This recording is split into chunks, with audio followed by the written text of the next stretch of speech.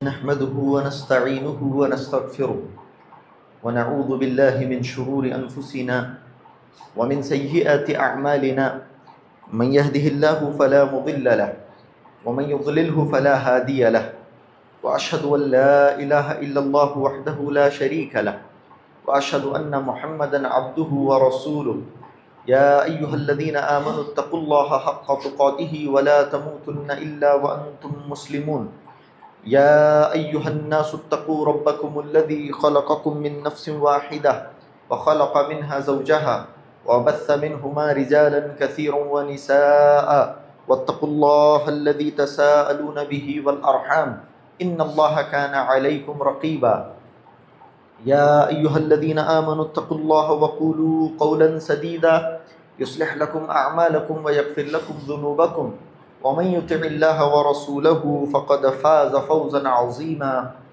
أما بعد فإن خير الحديث كتاب الله وخير الهدي هدي محمد صلى الله عليه وسلم وشر الأمور محدثاتها وكل محدثة بدعة وكل بدعة ضلالة وكل ضلالة في النار فقد قال الله تبارك وتعالى في القرآن المجيد والفرقان الحميد فأعوذ بالله السميع العليم من الشيطان الرجيم من همزه ونفخه ونفثه بسم الله الرحمن الرحيم يا أيها الذين آمنوا اذكروا نعمة الله عليكم إذ جاءتكم جنود فأرسلنا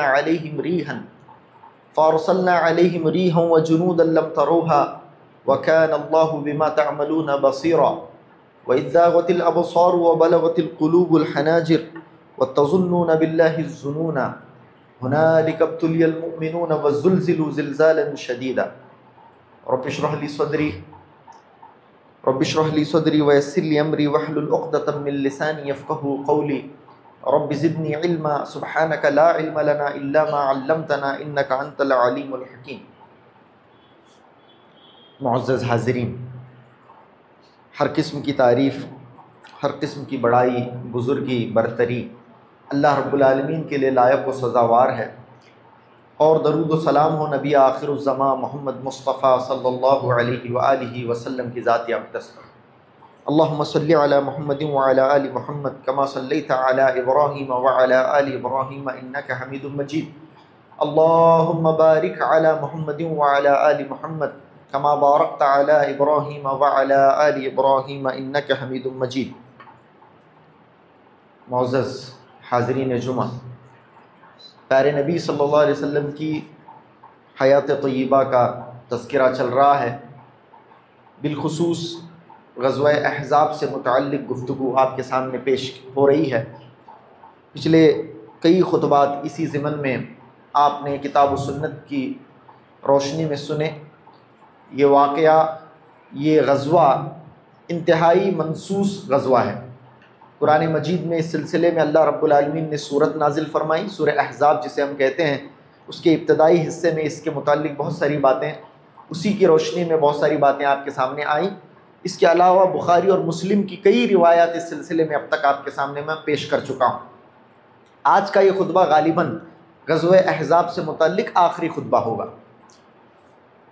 پچھلے خطبے میں آپ نے سنا کہ کس طرح سے بنو قریظہ نے بد عہدی کی، عہد شکنی کی، اور مسلمانوں کے لیے حالات کس طرح سے نازک ہو گئے۔ ایسے نازک ہوئے گویا مسلمانوں کو چکی کے دو پارٹوں کے درمیان ڈال دیا گیا ہے۔ مسلمانوں کے سامنے دشمن، مسلمانوں کے پیچھے دشمن، مسلمانوں کے اندرونی حصے مدینہ طیبہ کے اندر جو بنو قریظہ تھے، جن سے مسلمان کافی حد تک بے خوف تھے کہ ان کے ساتھ تو ہمارا معاہدہ ہے، یہ لوگ عہد شکنی نہیں کریں گے، لیکن چونکہ یہود تھے اور ان کی اپنی گھٹی کے اندر یہ ساری چیزیں پڑی ہوئی ہیں، مسلمانوں کی دشمنی، اسلام دشمنی ان کے رگ و ریشے میں سمائی ہوئی ہے، تو انہوں نے ایسا ہی کیا، عہد شکنی کی، اور معاملہ مسلمانوں کے لیے بہت خطرناک ہو گیا۔ اللہ رب العالمین نے یہاں تک کہہ دیا، کسی دوسرے غزوے کے تعلق سے یہ باتیں نہیں ہیں، اتنی شدید باتیں، زلزلوا زلزالا شدیدا، مسلمانوں کو جھنجھوڑ دیا گیا، تم لوگوں کی پیروں تلے کی زمین ہلا دی گئی، تمہارے ساتھ ایسا معاملہ ہو گیا کہ تمہارے دل حلق میں آ گئے۔ وَبَلَغَتِ الْقُلُوبُ الْحَنَاجِرَ کہتا ہے قرآن، یعنی دل حلق میں آ گیا، ایسا معاملہ ہو گیا، اتنا خطرناک معاملہ ہوا۔ ایسے میں نبی اکرم صلی اللہ علیہ وسلم کو سخت صدمہ پہنچا. یہاں سے انشاءاللہ آگے کی باتیں ہوں گی. اللہ کے نبی علیہ السلام کو جب صحابہ اکرام نے آ کر یہ خبر دی کہ اے اللہ کے نبی صلی اللہ علیہ وسلم، بنو قریظہ کے متعلق جو آپ تک خبر پہنچی تھی کہ انہوں نے عہد شکنی کر دی ہے، ان لوگوں نے بغاوت کر دی ہے، آپ لوگوں نے ہمیں اس کی تصدیق کے لیے بھیجا تھا، تو آپ جان لیں کہ بغاوت ہو چکی ہے. اٹ از کنفرمڈ کہ انہوں نے بغاوت کر دی ہے. اتنا سننا تھا. اللہ کے نبی صلی اللہ علیہ وسلم سخت پریشان ہوئے. اور آپ علیہ السلام کی پریشانی بعض دفعہ آپ علیہ السلام کا معاملہ یہ ہوتا تھا کہ آپ اپنی ذات کے لیے پریشان نہیں ہوتے تھے. آپ علیہ السلام اپنے نفس کے لیے پریشان نہیں ہوتے تھے. آپ صلی اللہ علیہ وسلم کو صحابہ اکرام کی، دین اسلام کی، ترویج دین کی بہت زیادہ فکر لاحق ہو جاتی تھی کہ یہ مسلمان جو میرے ساتھ یہ چند لوگ کھڑے ہیں، ان کا کیا ہوگا. بہت سخت اللہ کے نبی کو اندیشہ لاحق ہو جاتا تھا، فکر لاحق ہو جاتی تھی. اللہ رب العالمین کی طرف اللہ کے نبی صلی اللہ علیہ وسلم لو لگاتے تھے. بہت پریشان ہوئے اللہ کے نبی صلی اللہ علیہ وسلم جیسے ہی یہ معلوم ہوا کہ بنو قریظہ کی طرف سے عہد شکنی ہو گئی ہے. یہ معاملہ ایسا تھا کہ مسلمان اس معاملے میں عہد شکنی اس وقت جو ہے برداشت نہیں کر سکتے تھے. اتنا نازک مسئلہ تھا. اللہ کے نبی چت لیٹ گئے صلی اللہ علیہ وسلم. آپ صلی اللہ علیہ وسلم چت لیٹ گئے جیسا ہی آپ نے سنا کہ بنو قریظہ کی طرف سے عہد شکنی ہو گئی ہے، بنو قریظہ کی طرف سے بغاوت ہو گئی ہے. آپ صلی اللہ علیہ وسلم سخت غمزدہ ہوئے، چت لیٹ گئے اللہ کے نبی علیہ السلام، اور اپنی منہ پر آپ صلی اللہ علیہ وسلم نے کپڑا ڈال دیا. آپ صلی اللہ علیہ وسلم نے کپڑا ڈالا، آپ صلی اللہ علیہ وسلم چت لیٹ گئے. یہ معاملہ بھی دیکھ کر مسلمانوں کے قدم مزید ڈگمگانے لگے کہ اللہ کے نبی اس قدر غمزدہ ہو گئے ہیں، اس قدر اللہ کے نبی صلی اللہ علیہ وسلم کو فکر لاحق ہو گئی ہے. آپ صلی اللہ علیہ وسلم اچانک اس طرح سے چت لیٹ گئے ہیں، چہرے پر کپڑا اللہ کے نبی صلی اللہ علیہ وسلم نے اوڑھ لیا ہے. یعنی آپ صلی اللہ علیہ وسلم ایک فکر کے اندر گم ہو گئے ہیں. یعنی مزید آگے کیا ہے، اور اللہ رب العالمین کی طرف سے کسی پیغام کے اللہ کے نبی منتظر ہیں. آپ صلی اللہ علیہ وسلم کپڑا اوڑھ کر لیٹ گئے چت. ادھر سے مسلمانوں کے اندر جو خوف کی لہر تھی، خوف و ہراس کی جو لہر تھی، وہ مزید بڑھنے لگی. مسلمانوں کی پریشانی مزید بڑھنے لگی. اتنے میں اللہ کے نبی صلی اللہ علیہ وسلم چت جو لیٹے تھے اٹھ کر اللہ کے نبی صلی اللہ علیہ وسلم بیٹھ گئے اور کہا ابشروا یا معشر المسلمین. اللہ کے نبی نے کہا خوش ہو جاؤ اے مسلمانوں.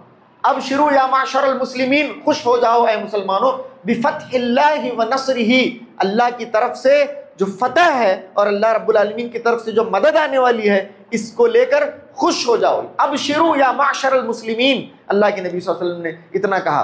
اتنا کہہ کر جو سب سے پہلا خیال اللہ کے نبی صلی اللہ علیہ وسلم کے ذہن میں آیا وہ یہ تھا کہ آپ صلی اللہ علیہ وسلم نے حضرت سعدین کو بلایا. سعدین کا مطلب کیا؟ دو سعدوں کو بلایا. دو سعد جو انصار کے بڑے صحابہ تھے، حضرت سعد ابن معاذ رضی اللہ تعالیٰ عنہ اور حضرت سعد ابن عبادہ رضی اللہ تعالیٰ عنہ. حضرت سعد ابن معاذ اور حضرت سعد ابن عبادہ سے اللہ کے نبی نے مشورہ کیا. دونوں سعدوں کو اللہ کے نبی صلی اللہ علیہ وسلم نے بلایا. حضرت سعد ابن معاذ آلریڈی انجرڈ ہیں، آپ کو معلوم ہے، آپ کو تیر لگا ہوا ہے، خون جاری ہے، اور آپ کے ذہن میں یہ چیز ہونی چاہیے کہ حضرت سعد کا معاملہ تو ایسا ہے، لیکن آپ ہیں اچھے خاصے ہیں، بات کر رہے ہیں. حضرت سعد ابن معاذ آئے اور حضرت سعد ابن عبادہ رضی اللہ تعالیٰ عنہ آئے. اللہ کے نبی صلی اللہ علیہ وسلم نے ان سے مشورہ لیا. کہا کہ دیکھو مسلمانوں کے جو دشمن ہیں مسلمانوں کو چوپیر سے گھیر چکے ہیں، ہمارا محاصرہ کر چکے ہیں.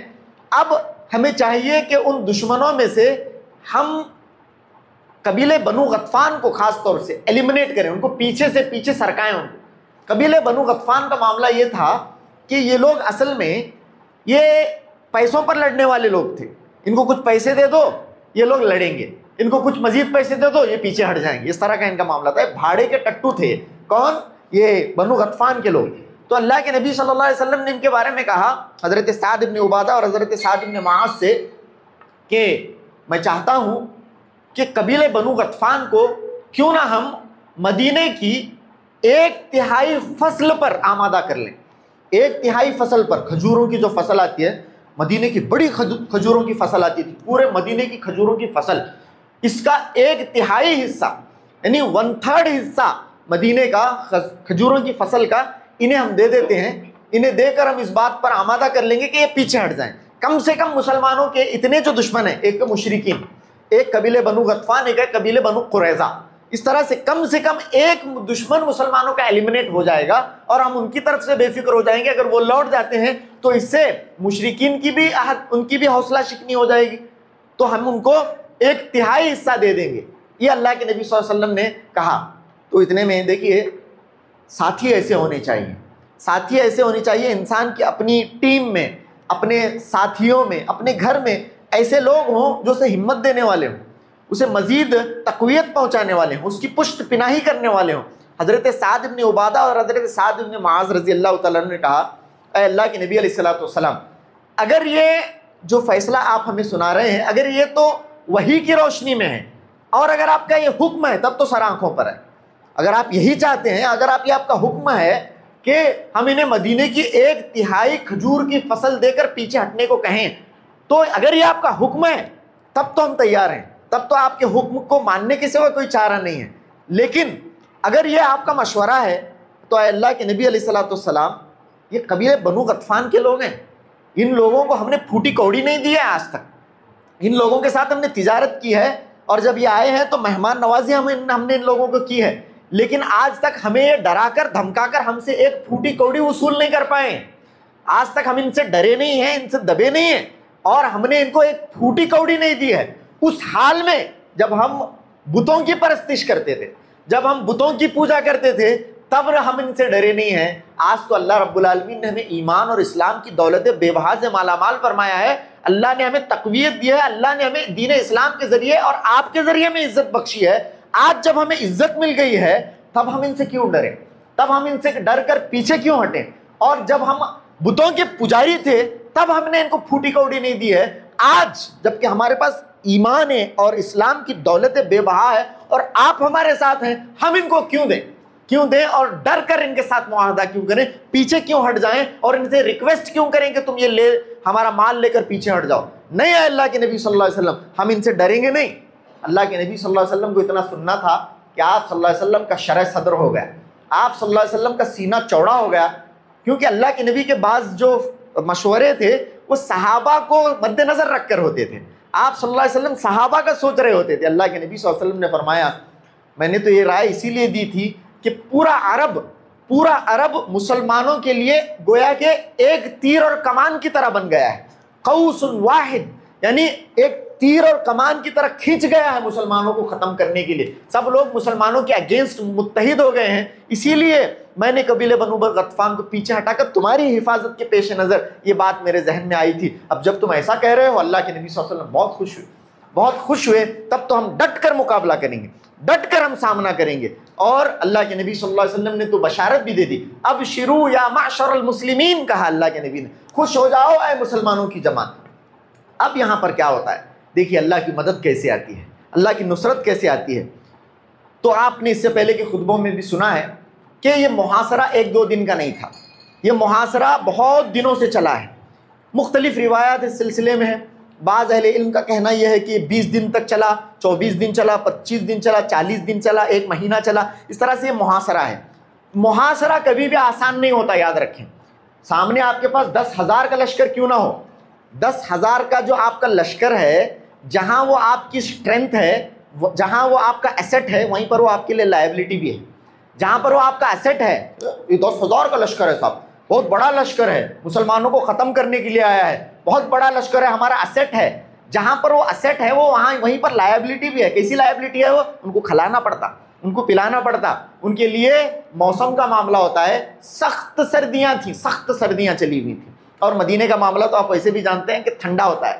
مدینے کا معاملہ تو ویسے بھی ہر کسی کو معلوم ہے کہ مدینے کا معاملہ ٹھنڈا بھی ہوتا ہے، اور عام طور سے لوگ جب مدینے کو جاتے ہیں بخار آتی ہے لوگوں کو، ٹھیک ہے۔ اللہ کے نبی صلی اللہ علیہ وسلم جب ہجرت کر کے آئے تھے، حضرت ابو بکر رضی اللہ تعالیٰ عنہ، حضرت بلال رضی اللہ تعالیٰ عنہ کو سخت بخار تھی، آپ کو معلوم ہے، میں نے بتایا آپ کو کہ حضرت ابو بکر کو اور حضرت بلال کو سخت بخاریں تھی، ایسی بخاریں تھی کہ بڑبڑ رہے تھے۔ حضرت بلال وغیرہ بڑبڑتے، معلوم کیا بخار کے اندر بعض دفعہ ایسی سخت بخار بھی آ جاتی ہے مدینے میں۔ تو مدینے کا جو موسم ہے وہ عام طور سے سب لوگوں کو راز بھی نہیں آتا ہے، اوپر سے سردیاں ہیں، سخت سردیاں ہیں۔ تو یہ معاملہ چل رہا ہے، بہت دن بھی گزر گئے ہیں، سامنے والے انہوں اکڑ کو تو ٹھہرے اندر، لیکن ان کا معاملہ کیا ہے وہ انہی کو معلوم ہے، کیونکہ ادھر ان کے جانور بھی مر رہے ہیں اور جانور ختم ہو رہے ہیں، جانور مر بھی رہے ہیں اور کاٹ کر کھا کر وہ بھی ختم ہو رہے ہیں۔ اس طرح کا ایک معاملہ چلا ہوا ہے۔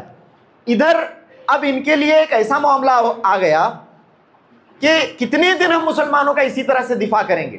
اب ہمارے پاس جو 10,000 کا لشکر ہے، اس لشکر کو لے کر کود پڑنے کی ضرورت ہے۔ ادھر سے چونکہ بنو قریظہ بھی ہمارے ساتھ آ چکے ہیں، سب کو لے کے ادھر سے بنو قریظہ ادھر سے انگیج کرنا, ادھر سے ہمیں خندق میں خود کو اوپر چڑھ چھوڑنا. اس طرح سے یہ مومنٹ آ گیا.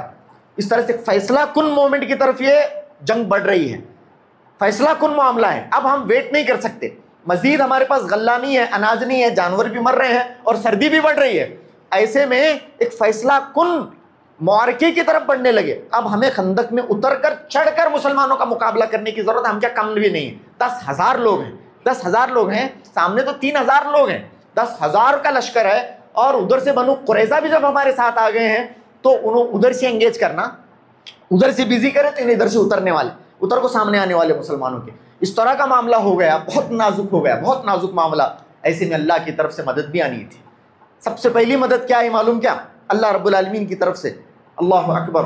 اللہ رب العالمین مومنوں کو پیدا کرتا ہے. اللہ رب العالمین اہل ایمان کے ذریعے, اہل اسلام کے ذریعے ہمیشہ اللہ رب العالمین نے دین کو نصرت عطا فرمائی ہے. قبیلہ بنو غطفان میں ایک سردار تھے, قبیلہ بنو غطفان میں ایک سردار, ان کا نام تھا نعیم. ان کا نام کیا تھا؟ نعیم بن مسعود بن عامر الاسجعی, ایک بہت بڑے سردار. اور کیسی پرسنالٹی تھے انہوں, قبیلہ بنو غطفان کے نعیم, بڑی پرسنالٹی. نعیم بن مسعود یعنی ایک ایسی پرسنالٹی جو سب کے لیے مقبول تھے, سب لوگ جنہیں عزت کرتے تھے. سب لوگوں کے لیے بعض لوگ ہوتے ہیں بعض کمیونٹیز کے اندر کہ جن کو ہر کوئی عزت کی نگاہ سے دیکھتا ہے, یہ ایسے تھے. نعیم بن مسعود یہ مسلمان ہو گئے. اللہ اکبر. اللہ رب العالمین نے ان کے سینے میں دین کو بھر دیا, ایمان کو بھر دیا, مسلمان ہو گئے. کسی کو معلوم نہیں, ان کا ایمان مخفی ہے, کسی کو پتہ نہیں ہے کہ یہ مسلمان ہو گئے ہیں. تو یہ رازدارانہ طور پر جب یہ مسلمان ہوئے, قبیلے بنو غطفان کے بڑے لوگوں میں سے اللہ کے نبی علیہ الصلوۃ والسلام کے پاس رازدارانہ طور پر آتے ہیں, آ کر کہتے ہیں اللہ کے نبی علیہ الصلوۃ والسلام میں مسلمان ہو گیا. اے اللہ کے نبی علیہ الصلوۃ والسلام میرا شرع صدر ہو گیا ہے, میں ایمان لا چکا ہوں, میں مسلمان ہو چکا ہوں, اور میں گواہی دیتا ہوں کہ اللہ کے علاوہ کوئی معبود نہیں اور آپ اللہ رب العالمین کے آخری رسول ہیں. اشہد ان لا الہ الا اللہ واشہد ان محمد رسول اللہ. میں گواہی دیتا ہوں. آپ مجھے حکم دیں کہ اب میں اس جنگ کے اندر کیا رول پلے کر سکتا ہوں, کیا کنٹریبیوشن کر سکتا ہوں, کیونکہ میرے ایمان کا کسی کو علم نہیں ہے. اب میں آپ کو بتا رہا ہوں کہ میں مسلمان ہو چکا ہوں, کسی اور کو معلوم نہیں ہے کہ میں مسلمان ہو گیا ہوں. آپ مجھے حکم دیں کہ میں کیا کر سکتا ہوں.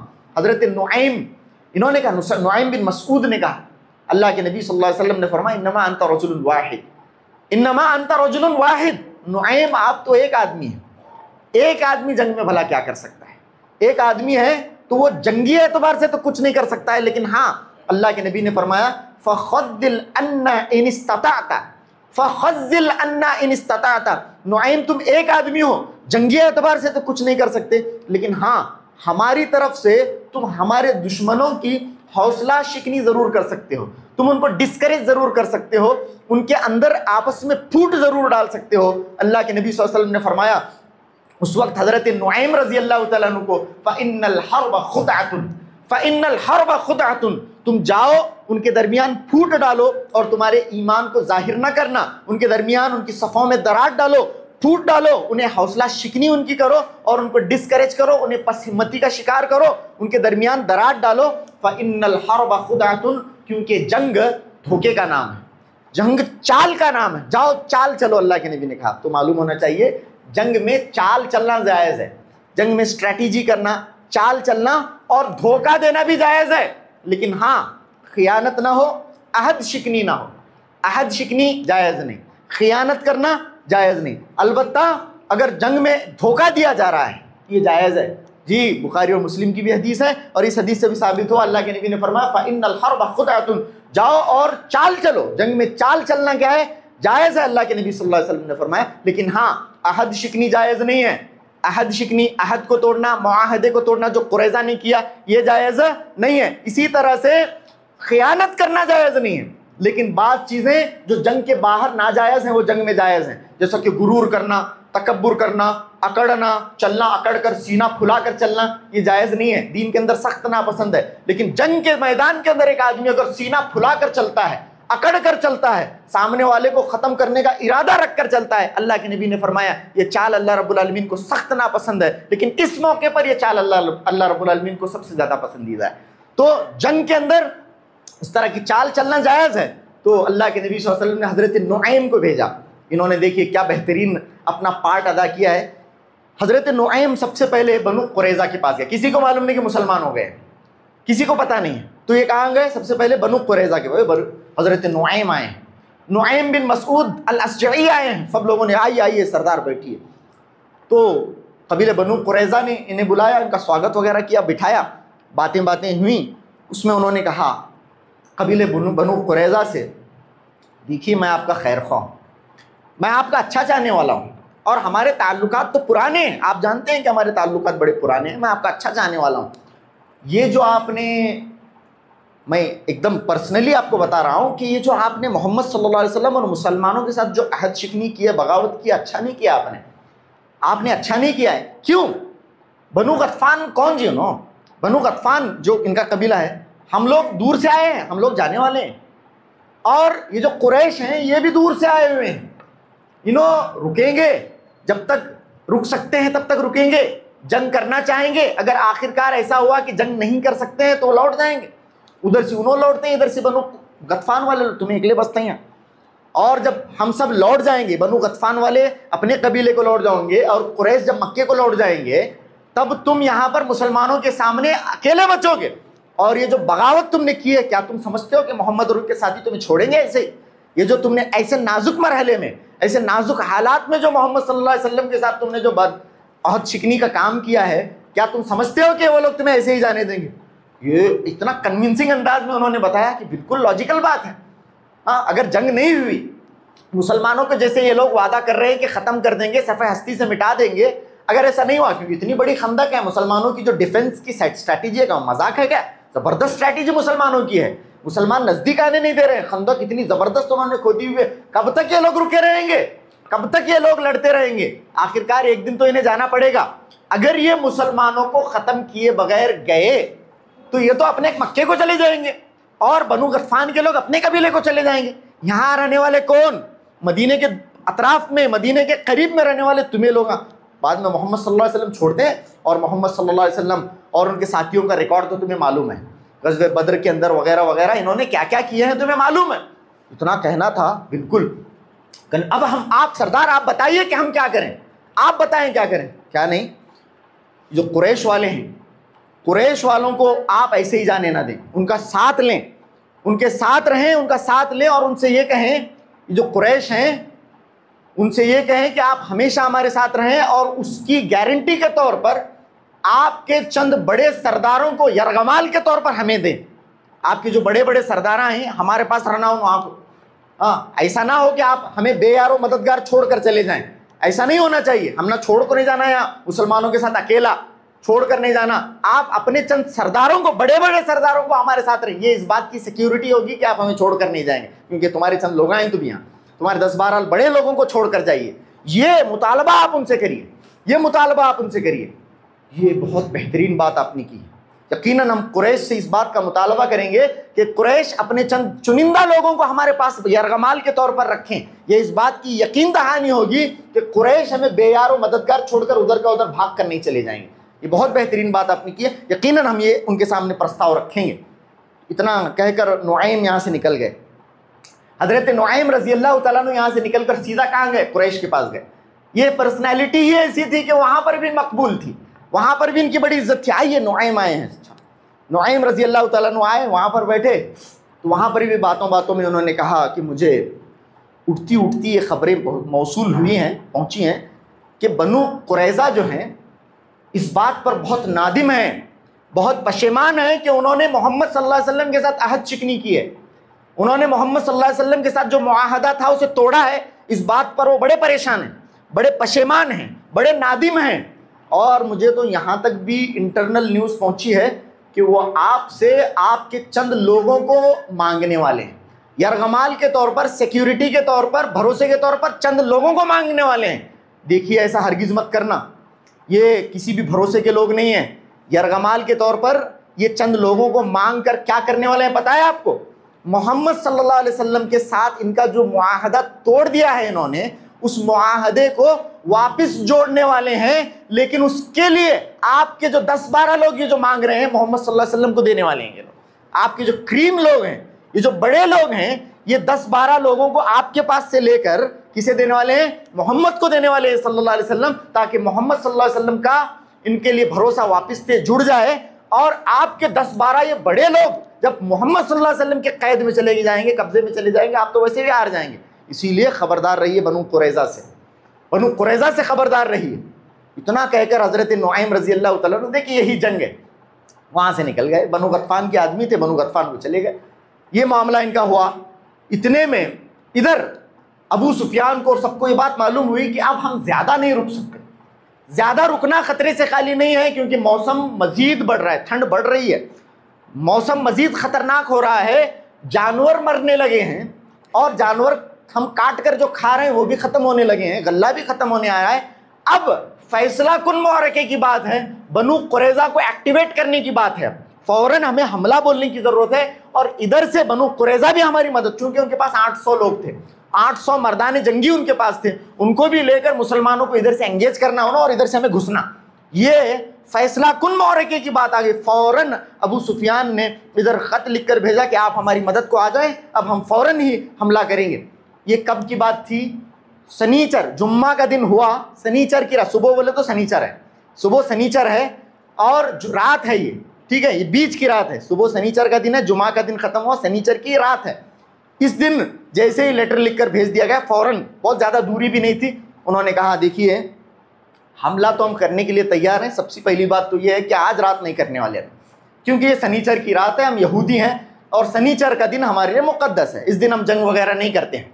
ایک بار ہم نے اللہ رب العالمین کا سنیچر کو لے کر اللہ رب العالمین کے حکم کی ہم نے نافرمانی کی تھی، ہمارا معاملہ کیا ہوا تھا آپ لوگ جانتے ہیں، ہمارے اللہ رب العالمین نے بندر بنا دیا تھا، ہمیں اللہ رب العالمین نے خنزیر بنا دیا تھا، اسی لیے سنیچر کے دن ہم جنگ نہیں کریں گے، سنیچر کے دن ہم جنگ نہیں کریں گے۔ ایک دوسرا، اگر ہم جنگ کے لیے آپ کے ساتھ آتے ہیں تو آپ ہمیں اپنے 10-12 لوگ یرغمال کے طور پر دیں گے، وہ اس بات کی یقین دہانی ہوگی کہ آپ ہمیں مدینے میں بے یار و مددگار چھوڑ کر بھاگ کر نہیں چلے جائیں گے، ہمیں لے کر جائیں گے، ہمیں بے یار و مددگار چھوڑ کر نہیں جائیں گے۔ اتنا جواب انہوں نے ابو سفیان کو لکھ کر بھیجا کہ جیسے ہی جواب ابو سفیان نے پڑھا، یہ تو نعیم نے سچ کہا، نعیم نے تو بالکل سچ کہا ہے کہ یہ لوگ یرغمال کے طور پر ہمیں لوگ مانگنے والے ہیں، اور آج کی رات جو کہ ایک اہم موقع تھا مسلمانوں پر حملہ کرنے کا، یہ لوگ سنیچر اتوار کا بہانہ بنا کر جو ہے ٹال رہے ہیں، یہ بہت زیادہ سخت دن ہے، بہت زیادہ یہ، تو وہ جو رات کروشیل تھی، جس دن بہت ممکن تھا کہ وہ لوگ حملہ کر سکتے تھے مسلمانوں پر، اس رات حملہ نہیں ہو پایا، اس رات حملہ نہیں ہو پایا، پھوٹ پڑی۔ ادھر سے نعیم رضی اللہ تعالیٰ عنہ نے بنو قریظہ سے کہا وہ لوگ زہر کا پیالہ پی لیں گے لیکن تمہیں اپنے 10-12 لوگوں کو رہن کے طور پر نہیں دیں گے۔ ادھر سے جواب آیا ہم لوگ اپنے 10-12 لوگوں کو ہرگز نہیں دیں گے تمہیں۔ وہ یقین، نعیم نے سچ کہا، نعیم نے یقیناً سچ کہا، ادھر سے ان کو یقین ہوا، ادھر سے ان کو یقین ہوا۔ بنو قریظہ اور قریش کے درمیان سخت پھوٹ پڑی، کوئی معاملہ ایسا، دونوں لوگ آپس میں ایک دوسرے سے گویا کہ نا امید ہو گئے، گویا کہ آپس میں اتنی سخت ان کے دراڑ پڑی۔ یاد رکھیں مسلمانوں کے جو دشمن ہیں ان کا یہی حال ہونا ہے، مسلمانوں کے جو دشمن ہیں چاہے وہ یہاں ہو، چاہے ملک کے اندر ہو یا پھر ملک کے باہر ہو، آپ لوگ دیکھیں گے انشاءاللہ ماضی کے اوراق کو پلٹ کر آپ دیکھیں کہ یہ لوگ آپس میں لڑ کر مرے ہیں۔ آپ تحسبهم جميعا وقلوبهم شتى، اللہ نے قرآن مجید کے اندر منافقین کے بارے میں پڑھایا، کہا ہے تحسبهم جميعا وقلوبهم شتى، آپ لوگ سمجھتے ہیں کہ یہ لوگ ایک ساتھ ہیں، نہیں، ان کے دل آپس میں ایک نہیں ہیں۔ یہ لوگ نظر تو آ رہے ہیں کہ یہ ایک ہیں، یہ ایک نہیں، آپس میں یہ لوگ لڑیں گے، آپس میں یہ لوگ بھیڑیں گے، آپس میں یہ لوگ کٹیں گے اور مریں گے، اور ہمیں اس بات کا انتظار رہے گا انشاءاللہ یہ لوگ لڑ کر مر جائیں گے۔ کیوں بھائی؟ اقتدار صرف ایک دو لوگوں کی باپ کی جاگیر نہیں ہے، یہاں پر ہوگا انشاءاللہ کہ یہ لوگ آپس میں اقتدار کے لیے لڑیں گے، اقتدار کے لیے لڑیں گے، اور اقتدار کے لیے ایک دوسرے کو مار کر کاٹ کر کھانے کے لیے تیار ہو جائیں گے۔ یہ ان قریب آنے والے چند سالوں کے اندر یہ معاملہ ہوگا، کیونکہ مسلمانوں کے دشمنوں کے ساتھ ماضی میں ایسا ہی معاملہ ہوا ہے، یہ لوگ آپس میں لڑے، آپس میں ان کے دل ایک دوسرے سے کٹ گئے۔ اب یہ کٹ گئے، یہاں تک تو بات ہوئی۔ اب ایک رات مزید ان لوگوں نے انتظار کیا، وہ تو رات تھی، بڑی نازک معاملہ تھا، اس رات مسلمانوں پر حملہ کرنا بہت ممکن تھا، لیکن حضرت نعیم کی چال کی وجہ سے وہ بالکل نیوٹرلائز ہو گیا معاملہ۔ اب دوسری رات کو اللہ رب العالمین کی نصرت آئی، اللہ رب العالمین کی مدد آئی، جو سورہ احزاب کی آیت میں نے خطبہ مسنونہ میں پڑھی۔ اللہ رب العالمین نے فرمایا یا ایھا الذین آمنوا اذکروا نعمت اللہ علیکم، اے ایمان والوں اللہ کی نعمت کو یاد کرو، تم پر اللہ کی نعمت کو تم یاد کرو. کیا نعمت ہوئی صاحب؟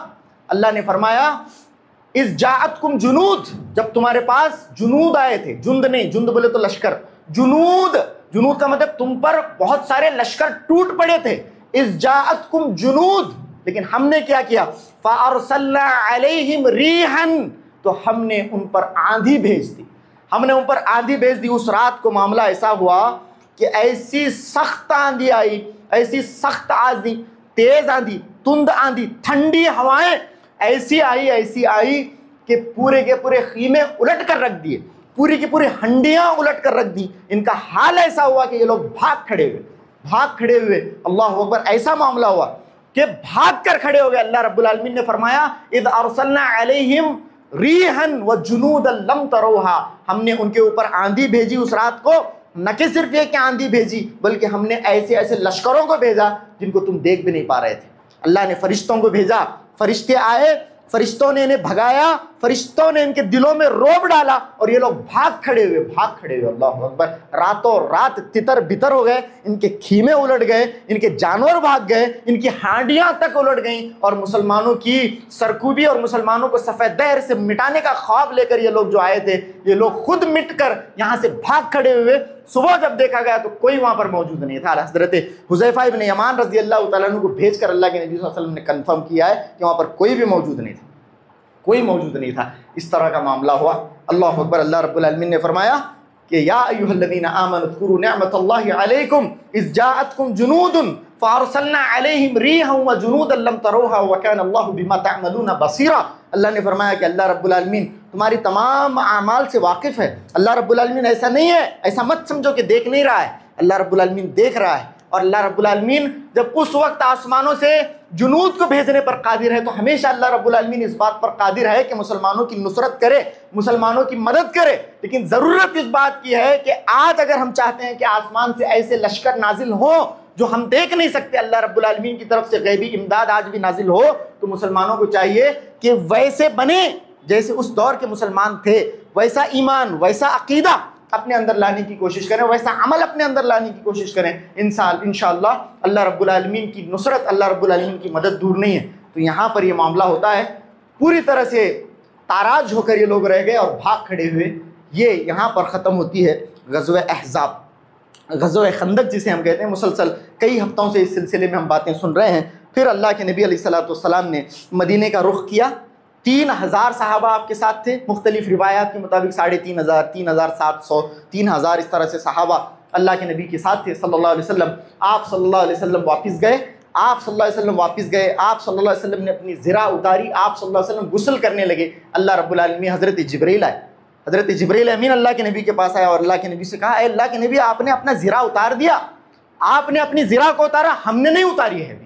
ہم نے ابھی تک اپنی زرہ نہیں اتاری ہے، فرشتوں نے اپنی زرہ نہیں اتاری ہے. آپ واپس اپنی زرہ پہنے. ابھی قریظہ کا معاملہ باقی ہے، یہ عہد شکن لوگوں کا معاملہ باقی ہے. ان لوگوں نے جو مسلمانوں کے ساتھ عہد شکنی کی ہے، مسلمانوں کا معاہدہ جن لوگوں نے توڑا اور مسلمانوں کے پیروں کی زمین ہل گئی، اس طرح سے مسلمانوں کو آزمائش میں ان لوگوں نے مبتلا کیا. ایسی بغاوت جن لوگوں نے مسلمانوں کے ساتھ کی ہے، ان کا معاملہ ابھی کرنا باقی ہے. آپ اللہ کے نبی صلی اللہ علیہ وسلم چلیے. حضرت جبرائیل امین آئے. پھر اس کے بعد انشاءاللہ بنو قریظہ کے ساتھ کیا معاملہ ہوتا ہے آنے والے خطبات میں ہم دیکھنے کی کوشش کریں گے. آخر میں اللہ رب العالمین سے دعا ہے کہنے اور سننے سے زیادہ عمل کی توفیق عطا فرمائے. وآخر دعوانا ان الحمد للہ رب العالمین وصلی اللہ علی نبینا محمد وآلہ وصحبہ وسلم تسلیما کثیرا.